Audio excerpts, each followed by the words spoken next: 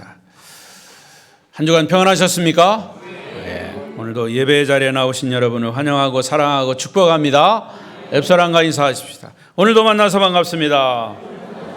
잘 오셨습니다. 은혜 많이 받으세요. 영상으로 예배하시는 분들 중에도 주의 은혜가 함께 하시기를 바랍니다. 오늘 찬양 가사 중에 주님이 다시 오신다고 그랬어요. 그런데 다시 오시는데 영광의 왕으로 오신다고 그랬고요. 그 영광의 왕으로 오시는 그 주님을 어떻게 하라고 그랬습니까? 찬양할 때 딴 생각하셨군요. 사모하라고 그랬어요. 사모하고 기다려라. 사모하라. 영광의 주님을 사모하라. 자, 오늘은 성결교회 주일입니다. 기독교 대한성결교회가 하나의 교단으로 세워진 것은 지금으로부터 119년 전에 세워졌습니다. 장로교, 감리교, 순복음 여러 교단이 있지만 특별히 우리 기독교 대한성결교회도 119년 전에 세워졌습니다. 우리 교단이 세워질 때 성경의 것을 총망라해서 가장 핵심적인 4가지 전도 표제로 시작을 했습니다. 복음의 핵심이고 전도 표제입니다. 중생, 성결, 신유, 재림. 시작. 네, 중생, 성결, 신유. 중생, 복음을 듣고 거듭나는 겁니다. 복음을 듣고 거듭난 사람은 성결, 거룩한 삶을 사는 것이고요. 거룩한 삶을 산 사람은 신유, 육체적인 것과 영적인 질병이 치료된다라고 하는 신유. 그리고 마지막 4번째 주제는 재림입니다. 예수님은 분명히 다시 오십니다. 할렐루야. 자, 이렇게 4가지 전도 표제를 가지고 시작을 했습니다. 벌써 119년이 지나서 우리 교단이 우리 한국에 또 해외에도 있지만 약 3천여 개의 교회가 성결교회로 있습니다.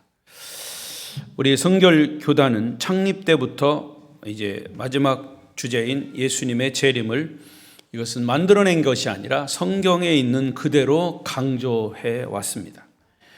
예수님의 재림은 우리 교단이 전도 표제로 강조할 뿐만 아니라 거듭거듭 성경에 약속된 말씀이기 때문에 그대로 이루어질 것을 확실합니다. 예수님은 이 땅에 분명히 다시 오십니다. 성경의 이야기입니다. 성경의 소위 요즘 말하면 팩트입니다. 따라서 지금 이 시대 주님의 재림이 가까이 온 이 시점에서 예수님의 이 재림의 말씀을 계속 언급하지 않을 수 없습니다. 과거에 우리 한국의 교회 역사를 보면 특히 성결교회도 그렇습니다. 재림을 강조하고 또 강조하다 보니까 곁길로 나가서 이단이 생겼고, 얼마 전에도 서울에는 우리 강진에도 온다고 그랬나요? 재림 예수가 나타났다. 여기 모여라. 그런 집회도 있습니다. 과거에 한국에 재림 예수가요, 가짜죠. 한 20여 명 있었습니다. 지금 그 사람들 다 죽어서 자기네들은 부활한다고 그러는데 문선명이 같은 사람은 여태까지 부활 안 했습니다. 그러니까 가짜죠. 그런 이단들이 재림을 통해서, 이 재림이라고 하는 주제를 통해서 많이 생겨나고 있습니다. 오늘 말씀의 주제는 주님 다시 오심을 깨어 준비하라. 시작. 주님의 재림을 준비하라. 먼저 우리 본문의 말씀 마태복음 25장 1절부터 13절까지 우리가 읽었습니다마는 예수님이 이 본문의 이 비유의 말씀을 하신 그 배경이 있습니다. 왜 이 말씀을 하셨는가? 그것은 바로 앞장인 24장에 그 배경이 나와 있습니다. 마태복음 24장을 우리는 종말장이다 그렇게 얘기합니다. 인간들이 살고 있는 이 땅에 분명히 종말이 있다. 이 종말에는 어떤 현상들이 나타나는지를 예수님이 마태복음 24장에서 말씀하셨습니다. 자, 일부분을 우리 같이 읽어볼까요? 마태복음 24장 3절부터 8절까지 좀 긴 말씀인데 한번 읽어보겠습니다. 시작. 예수께서 감람산 위에 앉으셨을 때에 제자들이 조용히 와서 이르되 우리에게 이르소서 어느 때 이런 일이 또 주의 임하심과 세상 끝에는 무슨 징조가 있사오리까? 예수께서 대답하여 이르시되 너희가 사람의 유혹을 받지 않도록 주의하라. 많은 사람이 내 이름으로 와서 이르되 나는 그리스도라 하여 많은 사람을 미혹하리라. 난리와 난리 소문을 듣겠으나 너희는 삼가 두려워하지 말라. 이런 일이 있어야 하되 아직 끝은 아니니라. 민족이 민족을 나라가 나라를 대적하여 일어나겠고 곳곳에 기근과 지진이 있으리니 이 모든 것은 재난의 시작이니라. 아멘. 이 말씀을 조목조목 이렇게 읽어가다 보면 우리가 사는 지금 이 시대에 정말 꼭 맞는 말씀입니다. 주님은 이 말세의 징조를 말씀하시는 중에 가장 중요한 결론을 내리셨습니다. 그게 44절입니다. 시작. 이러므로 너희도 준비하고 있으라. 생각하지 않은 때에 인자가 오리라. 인자는 예수님을 말하는 거죠. 신랑 예수는 반드시 오신다고, 다시 오신다고 결론을 내리셨습니다. 그리고 이어서 25장으로 넘어가면서 이 열처녀의 비유를 말씀하신 겁니다. 이 열처녀는 저와 여러분일 수 있습니다. 여러분이 미련한 다섯 처녀일 수 있고요, 슬기로운 다섯 처녀일 수 있습니다. 여러분들이 깊이 인식하고 준비해야 할 그런 사명이기도 합니다. 성도 여러분이요, 예수님의 재림을 믿지 않고 있던 어느 날, 때가 찬 시각에 예수님의 시각, 예수님의 카이로스에 신랑 되신 예수님은 다시 이 땅에 재림하신다는 사실을 다시 한번 기억하시기를 바랍니다. 그래서 이 말씀을 주님께서 미리 예언해 주신 것입니다. 준비하라고. 주님의 재림을 앞둔 오늘 이 시점에서 우리 성도들은 거룩한 신부로서 어떻게 신랑 되신 예수님을 영접할 준비를 해야 할까요? 그러면 이 열처녀의 비유에서 슬기로운 다섯 처녀가 있고 미련한 다섯 처녀가 있습니다. 슬기로운 다섯 처녀는 잘 준비해서 신랑이 올 때 신랑을 금방 맞이하고 잔치집에 들어갔습니다. 그러나 미련한 다섯 처녀는 준비하지 못했다가 결국에는 신랑을 맞이하지도 못하고 맞이했다 하더라도 잔치집에 같이 들어가지 못했습니다. 자, 이 열처녀의 비유에서 저는 미련한 다섯 처녀가 우리에게 주는 교훈을 같이 묵상하면서 우리가 어떻게 신랑 맞을 준비를 해야 할 것인가, 이것을 한번 찾아보겠습니다. 그러니까 이 미련한 다섯 처녀를 보면서 역설적인 논리로 한번 접근해 보자, 그 말입니다. 신랑 맞을 신부는 지혜로워야 하는데 이 미련한 다섯 처녀는 지혜롭지 못했습니다. 그래서 신랑을 맞지 못했다, 그 말입니다. 신랑을 영접하는 혼인잔치를 기다렸으면서도 기름을 준비하지 못하고 잔치에 참석하지 못한 이 미련한 다섯 처녀의 비극은 우리에게 어떤 교훈을 주고 있습니까? 그 교훈을 미련한 다섯 처녀를 보면서 여러분 반면교사로 삼으시기를 바랍니다. 첫 번째로, 형식이 내용을 대신할 수 없습니다. 시작. 형식이 내용을 대신할 수 없습니다. 자, 무슨 말이냐면 미련한 다섯 처녀의 삶이 슬기 있는 다섯 처녀의 삶과 전혀 다르지 않았습니다. 자, 미련한 다섯 처녀도 슬기 있는 다섯 처녀와 똑같이 결혼잔치에 초대를 받았습니다. 그들은 똑같이 기쁘게 그 초대에 응답했습니다. 그들은 똑같이 신랑을 기다렸습니다. 그들은 똑같이 신랑에 대한 기다림이 있었다 그 말입니다. 그리고 아주 자세히 보아야 할 부분은 미련한 다섯 처녀나 슬기 있는 다섯 처녀가 똑같이 자고 있었다 그랬어요.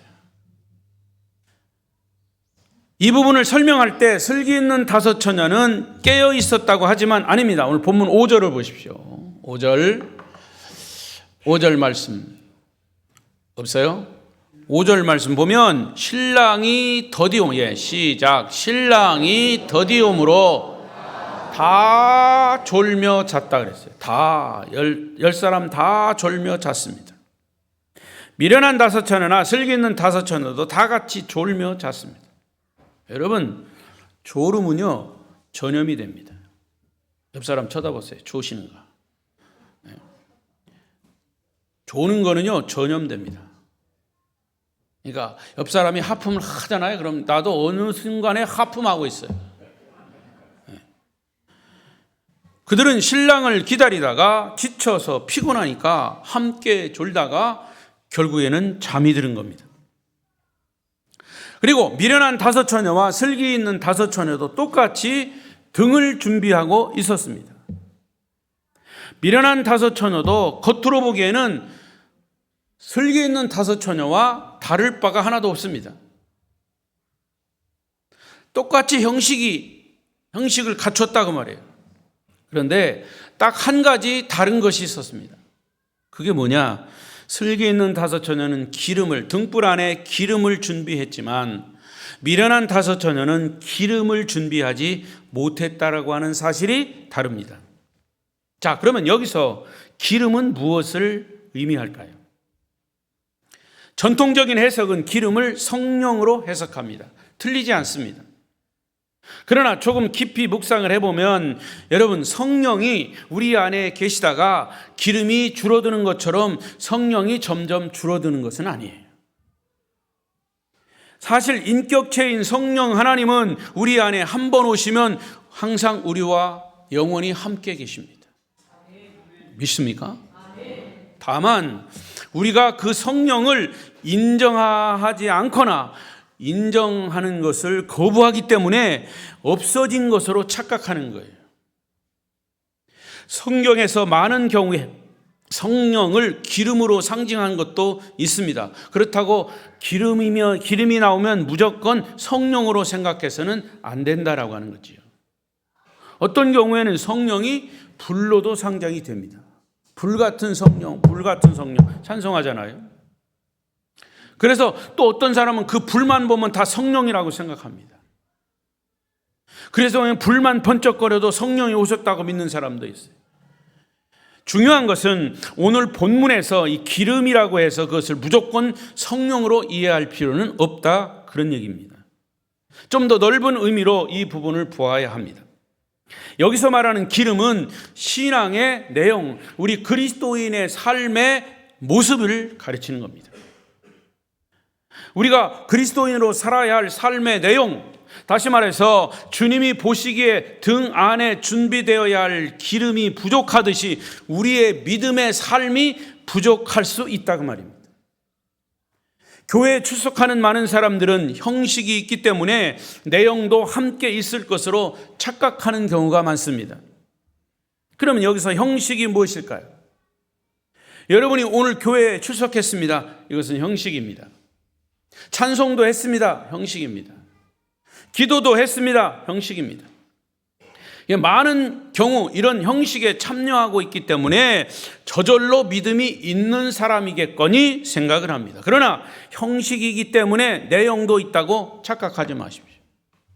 교회에 와 있다고 여러분이 다 구원의 확신이 있고 예수님만 주인으로 섬기느냐? 그것이 아니다는 것을 여러분 기억하십시오. 그것이 오늘 말씀의 중요한 메시지예요. 저는 무조건 형식을 무시하지는 않습니다. 내용을 아름답게 표현하는 것이 형식이기 때문에 내용이 금덩어리면 잘 포장하면 금상첨화죠. 그러나 내용이 아주 멋있어도 형식 겉포장을 현찮게 할 수도 있어요.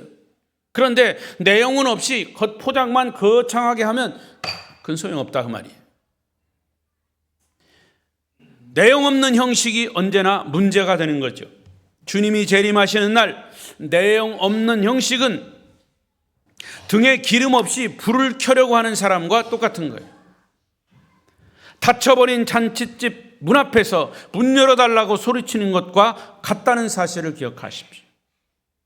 여러분, 참된 신앙은 언제나 고난 앞에서 그 진가가 드러납니다. 신랑이 오니까 그때 내용 있는 사람과 내용 없는 사람의 차이가 확연히 드러났습니다.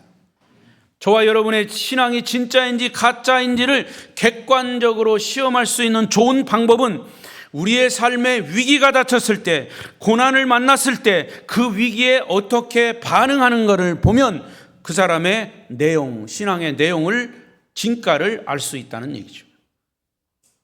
고난이 오면 금세 불평하고 짜증내고 신앙이란 다 그런 것이라고 말합니다. 사람들과 작은 감정 대립만 생겨도 하나님 없는 것처럼 행동하고 말합니다. 그러나 만일 내게 있는 믿음의 모습이 확실하다면 그 위기 앞에서도 내 삶을 주장하시고 인도하시는 주인 되신 하나님을 끝까지 신뢰하며 오히려 더 하나님께 더 가까이 나아가게 되는 것이죠. 이 사람은 인생의 가장 커다란 위기, 하나님 앞에 서는 날 그가 가진 삶의 모습을 보여드릴 수 있습니다. 따라서 나는 살아계신 하나님과의 관계 속에서 어떤 신앙의 모습을 보이고 있는지를 점검하라는 것이 오늘 본문이 주는 첫 번째 메시지입니다. 두 번째, 미련한 다섯 처녀가 우리에게 주는 교훈은 2번, 시작. 믿음은 누구도 대신할 수 없다. 믿음은 누구도 대신할 수 없습니다. 드디어 신랑이 도착했다는 소식을 듣자마자 미련한 다섯 처녀들은 등불에 기름을 보니까 기름이 없습니다. 그래서 슬기로운 다섯 처녀에게 기름을 빌려달라고 합니다. 나눠달라고 합니다. 미련한 다섯 처녀들은 슬기로운 처녀들에게 기름을 빌릴 수 있다고 착각한 겁니다. 결국 슬기로운 다섯 처녀는 이들의 부탁을 거절합니다. 자, 우리가 그냥 이것을 언뜻 생각하기를 그 정도면 좀 나눠줘야지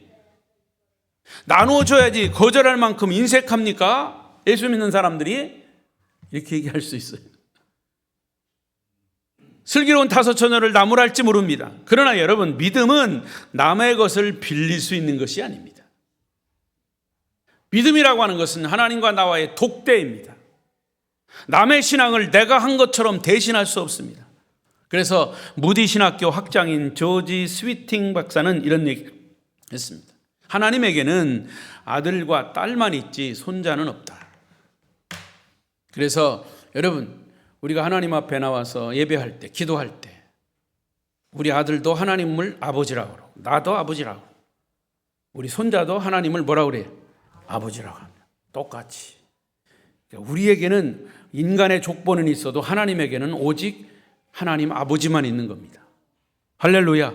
이 말은 이게 하나님이 나와의 단 둘이와의 관계다, 그 말을 얘기하는 겁니다. 개개인이 예수 그리스도에 대한 신앙 고백을 통해서 하나님의 자녀가 되는 것이지, 마누라가 예수 잘 믿는다고 남편도 그냥 거저 따라가는 게 아니에요. 하나님의 자녀가 되는 게 아니라고 말이에요. 누가 당신은 예수 믿으십니까? 라고 물으면 나는 우리 어머니 뱃속에서부터 믿었어요. 나는 모태신앙입니다. 그리고 모태신앙이라고 하면서 할 거 안 하고 다 알고 있어요. 술 처먹고 주장하고. 모태신앙이라고 구원받느냐? 아니라는 얘기지. 모태신앙이라고 자동적으로 천국 가는 것은 아닙니다. 여러분, 개개인이 예수님 앞에서 진지하게 예수 그리스도가 나의 구세주요 주님이라고 하는 사실을 확인하셔야 합니다. 신앙은 개인적으로 예수를 나의 구세주라고 고백한 사실이 없이 우리 아버지 때문에, 어머니 때문에, 우리의 가족들이 교회에 나가기 때문에, 나도 심심하면 한 달에 한 번쯤 교회에 출석하기 때문에 그리스도인이라고 말하는 사람이 있다면 그것은 착각이고 미련한 다섯 처녀의 그런 모습입니다. 여러분, 신앙의 삶은 그 누구도 대신할 수 없다는 것이 오늘 본문이 주는 두 번째 메시지입니다. 세 번째, 미련한 다섯 처녀가 우리에게 주는 교훈 세 번째, 시작. 구원의 기회는 다시 오지 않습니다. 한 번 더. 구원의 기회는 그렇습니다. 잃어버린 기회는 다시 오지 않습니다. 자, 설계에 있는 다섯 처녀는 기름을 준비해서 신랑이 왔을 때 잔치집에 들어갔습니다. 그런데 미련한 다섯 처녀는 그 기름을 준비하기 위해서 시장에 가서 기름을 준비하러 갔을 때 와서 보니까 잔치집 문이 닫혀버렸습니다. 한 번 닫힌 문은 다시 열리지 않습니다. 구원의 문 닫힌 후엔 들어가고 싶으나 한 번 닫힌 구원의 문 또 열려지지 않으리. 구원으로 인도하는 그 문은 참 좁으며 그 좁은 문 들어가서 생명길로 갑시다. 할렐루야. 여러분, 모든 일에는 기회가 있는 겁니다. 만사에는 다 때가 있다 그랬습니다. 자, 성경은 이렇게 얘기합니다. 또 긴 말씀 읽어보십시다. 전도서 3장 1절로 8절 시작. 범사에 기한이 있고 만사가 다 때가 있나니 날 때가 있고 죽을 때가 있으며 심을 때가 있고 심은 것을 뽑을 때가 있으며 죽을 때가 있고 치료할 때가 있으며 헐 때가 있고 세울 때가 있으며 울 때가 있고 웃을 때가 있으며 슬퍼할 때가 있고 춤을 출 때가 있으며 돌을 던져 버릴 때가 있고 돌을 거둘 때가 있으며 안을 때가 있고 앉는 일을 멀리할 때가 있으며 찾을 때가 있고 잃을 때가 있으며 지킬 때가 있고 버릴 때가 있으며 꿰맬 때가 있으며 잠잘 때가 있고 말할 때가 있으며 사랑할 때가 있고 미워할 때가 있으며 전쟁할 때가 있고 평할 때가 있느니라. 할렐루야. 지혜왕 솔로몬이 마지막 죽을 때 가까워서 쓴 책이 전도서입니다. 그가 때를 바로 알고 때를 구분하라 말씀한 거예요. 물론 신랑이 오기 전에 어리석은 다섯 처녀들에게도 기름을 살 수 있는 기회는 얼마든지 있었습니다. 그런데 그 기회를 그들은 놓쳐버린 겁니다. 언제나 기름을 살 수 있다는 것이 미련한 다섯 처녀를 오히려 더 게으르게 만들었는지 모릅니다. 우리는 언제나 그렇게 생각합니다. 내가 마음만 먹으면 언제든지 교회 나갈 수 있고, 마음만 먹으면 언제든지 기도할 수 있고, 마음만 먹으면 언제든지 열심히 교회 봉사할 수 있다고 생각합니다. 그리고 지금은 내가 돈 버는 일이 바쁘기 때문에 다음에 시간 나면 하겠다고 합니다. 그러나 우리에게는 삶의 기회가 언제나 항상 아무 때나 주어지는 게 아닙니다. 이것이 오늘 본문의 도전입니다. 여러분 기억하십시오. 어느 한순간 내 인생의 기회의 문, 구원의 문이 닫혀버릴 수 있다 그 말이에요. 구원의 문이 닫혀버리면 아무리 몸부림쳐봐도 신앙의 열망과 내용을 회복할 수 있는 기회는 없어진 겁니다. 그래서 성경은 우리에게 말합니다. 고린도후서 6장 2절, 이사야 55장 1절, 고린도후서 6장 2절 시작. 이르시되 내가 은혜를 베풀 때 너희에게 듣고 구원의 날에 너희를 도왔다 하셨으니 보라 지금은 은혜 받을 만한 때요, 보라 지금은 구원의 날이로다. 이사야 55장 1절 오라 너희 목마른 자들아 물로 나오라 돈 없는 자도 오라 너희는 와서 사 먹되 돈 없이 값 없이 와서 포도주와 젖을 사라. 지금은 은혜 받을 만한 때요, 지금은 구원의 날이라. 지금 오라 목마른 자들아, 지금 물로 나오라. 지금은 기름을 살 수 있습니다. 지금은 하나님의 영광스러운 구원에 동참할 수 있습니다. 지금은 주님 앞에서 그분을 의지하고 내 신앙이 자랄 수 있는 기회가 아직도 있습니다. 그러나 내일은 내 시간이 아닐 수도 있다는 사실을 기억하십시오. 제 친구 목사님도 얼마 전에 은퇴하고서 저 경기도 기흥 쪽에서 마을 버스 운전을 했어요. 자기 친구, 먼저 은퇴한 친구 목사가 너 은퇴하고 나서 이 사람들을 위해서 봉사해라. 마을 버스 운전했어요. 근데 어느 날 전화가 왔어요. 그 소개해준 친구 회사에서 전화가 온 거예요. 아무개 김영훈 씨 오늘 출근 안 했어요. 깜짝 놀라가지고 그 친구 소개한 친구가 그 친구에 가봤더니 사망한 거예요. 이틀 전에 사망한 거예요. 혼자 살다가 갑자기 죽은 거예요. 심근경색으로 죽었어요. 여러분, 내일은 내 시간이 아닐 수 있다는 사실이에요. 기회의 문은 언제든지 닫힐 수 있다는 겁니다. 기회를 설명한 비유 가운데 제가 한번 여러분에게 보여드린 경이 있어요. 한번 보십시오. 이 비유처럼 탁월한 비유는 없습니다. 사진 보여주세요. 이탈리아 북부 토리노 박물관에는 이상하게 생긴 조각상, 그림이기도 하고 조각상이 있습니다. 사진이죠. 앞에는 머리카락이 있죠. 머리카락이 무성합니다. 그런데 뒤통수에는 머리카락이 없는 대머리예요. 그리고 여기 자세히 보면 어깨와 양 발은 안 나왔는데 발에는 날개가 달렸습니다. 벌거벗은 남성 조각상이에요. 이 조각상의 제목이 뭐냐? 기회의 신 카이로스. 기회의 신 카이로스. 카이로스는 하나님의 시간이에요. 크로노스는 사람의 시간. 기회. 이 신은 이름이 기회라는 기회. 잘 보세요. 이 카이로스 석상에는 다음과 같이 적혀 있습니다. 밑에 뭐라고 적혀 있냐? 내가 벌거벗은 이유는 많은 사람들에게 쉽게 눈에 띄기 위함이고, 기회라는 것은 많은 사람에게 똑같이 온다 그 말이에요. 내 앞에 앞머리가 무성한 이유는 사람들이 이 기회를 봤을 때 쉽게 잡을 수 있도록 하기 위함이다. 머리카락이 많으니까 잡을 수 있죠. 대머리는 잡을 수 있어 없어? 없어요. 그러니까 기회가 왔을 때 쉽게 잡을 수 있도록 하기 위함이고, 머리가 없는 이유는 내가 기회가 지나가면 사람들이 다시는 붙잡지 못하도록 하기 위함이며, 기회 지나가면 못 잡죠. 또 어깨와 발 뒤꿈치에 날개가 달려있는 이유는 기회는 최대한 빨리 사라지기 때문이다. 그리고 잘 보면 손에 칼과 저울을 들고 있어요.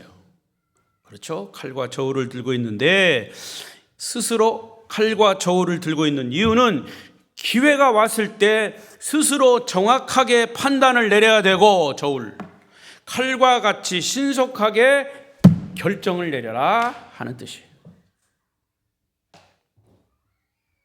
여러분, 기회는 아무 때나 있는 게 아니라 지금은 기회를 저 카이로스 조각상처럼 언제든지 붙잡을 수 있죠. 여러분이 예수 믿고 구원받을 수 있는 시간은 지금입니다. 지금이요. 내일은 우리의 시간이 아닙니다. 아멘. 그러니까 지금 하라니까, 지금. 자, 보십시오. 성경도 우리에게 이렇게 말씀합니다. 잠언 27장 1절 시작. 너희는 내일 일을 자랑하지 말라. 하루 동안에 무슨 일이 일어날는지 네가 알 수 없음이니라. 사람이 하루 동안 무슨 일이 일어날는지 아무도 알 수가 없습니다. 신랑 되신 주님 맞을 기회는 한 번밖에 없습니다. 마지막 미련한 5 처녀가 우리에게 주는 교훈이 있습니다. 네 번째, 시작. 주님과의 만남은 예고 없이 갑자기 찾아온다. 할렐루야. 자, 오늘 본문 24장 43절을 보십시오. 뭐라고 했습니까?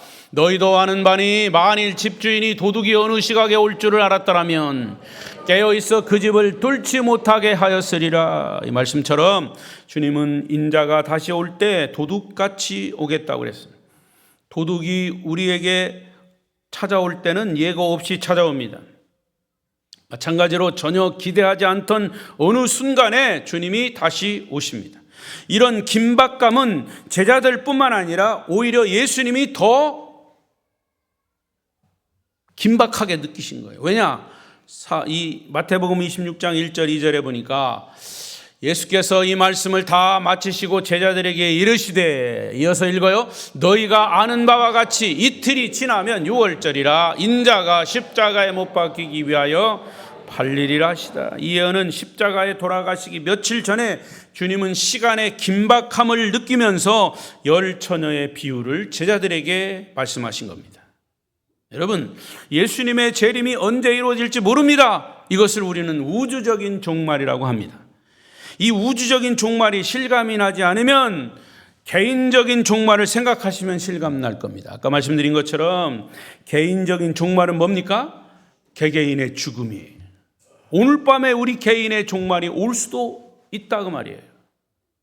그렇다면 여러분은 주님을 만날 준비가 되셨는지요?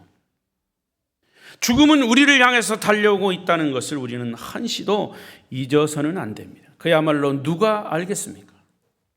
어느 한순간 갑작스럽게 죽음이 내 친구에게, 내 가족에게 찾아올 줄 모른다 그 말이에요. 저는요 45년여 동안 장례식을 정말 많이 치렀어요. 숫자를 세어낼 수 없을 정도로 많이 치렀습니다. 장례식을 치를 때 보면 죽음에 대한 것을 생각합니다. 그러면서 설교합니다. 여러분도 이 무덤에 갇힌 저 사람처럼 장사진에서 화장해서 가루가 되었던 것처럼 여러분도 다 죽습니다. 죽음을 준비하십시오. 그렇게 설교하고 돌아서면 나도 그 죽음에 대해서 까마득히 잊어버려요. 나도 아직 죽을 날이 아직 멀었지. 그게 인간입니다. 그래야 또 살아요. 그렇지만 그렇다고 까마득히 잊고 있다가 미련한 다섯 처녀와 같이 되면 안 된다 그 말이죠. 이해와도 제가 말씀드린 건데 이야기하고 마치겠습니다. 어느 그리스도인 가정에, 교인 가정에 주일학교 다니는 어린 딸이 엄마에게 물었어요. 엄마, 주일학교 선생님이 그러는데 이 세상에서의 삶은 천국 삶을 준비하는 거래요. 천국 갈 준비를 잘 해요. 이때 엄마는 그렇게 말하는 딸이 얼마나 이쁜지, 너 선생님 말씀 참 잘 들었구나. 물론이지, 이 세상에서의 삶은 천국 삶을 준비하는 거야. 그때 이 깜찍한 딸은 엄마에게 또 이렇게 묻습니다. 엄마, 그런데 엄마는 작년에 미국 갔다 오시고 금년에 영국에 또 가시는데 다른 나라 가실 때는 여행 갈 준비는 열심히 하시는데 엄마는 왜 천국 갈 준비를 안 하시는 거예요? 그 엄마는 딸의 말에 대답을 못했다고 합니다. 말씀 맺겠습니다. 성도 여러분, 여러분은 재림하실 주님 맞을 준비를 하고 계십니까? 종말적, 우주적인 종말, 개인적인 종말 다 포함해서 우리 인생의 가장 진지한 여행, 육체를 버리고 떠나는 이 마지막 여행을 위해서 준비하고 계시냐 그 말이에요. 아니면 우리가 살아있을 때 예수님이 재림하시면 우주적인 종말, 이 세상은 모든 삶은 끝입니다. 주님 재림하실 날이 멀지 않았습니다. 그래서 이 시대를 일컬어 말세 지말이라고 합니다. 말세 중에서 끄트머리에 왔다 지말, 말세 지말. 이런 말을 너무 많이 들었기 때문에 그러려니 하시는 것은 아닌가요? 하지만 그렇게 막연하게 생각하는 순간에 예수님이 다시 갑자기 찾아오실 수도 있습니다. 아무래도 좋습니다. 분명한 사실은 예수님은 다시 재림하십니다. 그래서 주님을 맞이하려면 거룩한 신부로 준비되어야 합니다. 성도 여러분이요, 신랑 되신 주님을 맞을 거룩한 신부로서 잘 준비하셔서 기쁘고 감격적인 주님과의 만남이 이루어지기를 바랍니다. 기도하십시다.